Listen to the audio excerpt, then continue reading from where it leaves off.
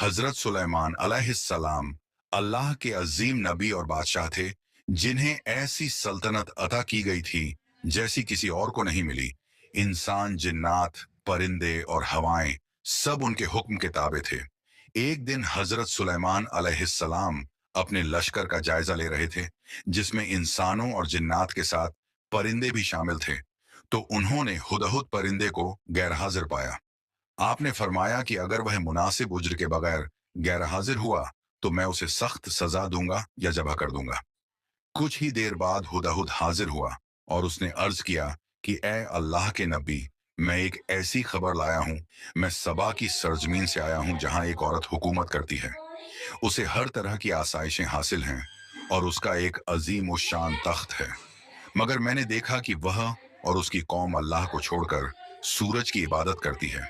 हजरत सुलेमान अलैहिस्सलाम ने हुदहुद की बात सुनकर फरमाया कि हम अभी देखेंगे कि तू सच बोल रहा है या झूठ।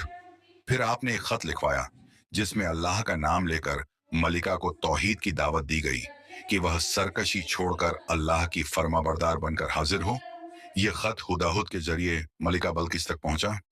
जब मलिका बल्किस ने खत पढ़ा तो वह घबरा गई, क्योंकि उसने ऐसा पुरजलाल और बामानी खत पहले कभी नहीं देखा था।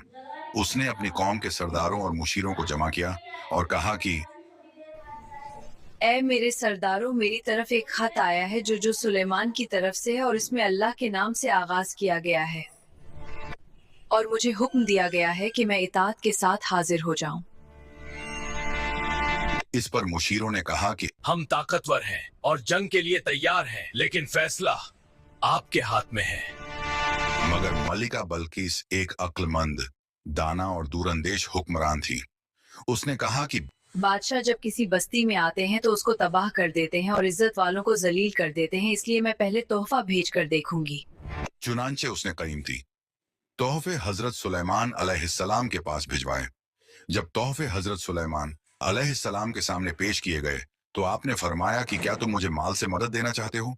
जो कुछ अल्लाह ने मुझे दिया है वह तुम्हारे माल से कहीं बेहतर है।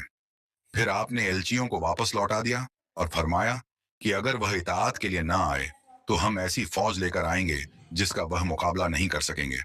जब मलिका बल्किस को हजरत सुलेमान अलैहिस्सलाम का जवाब मिला तो उसने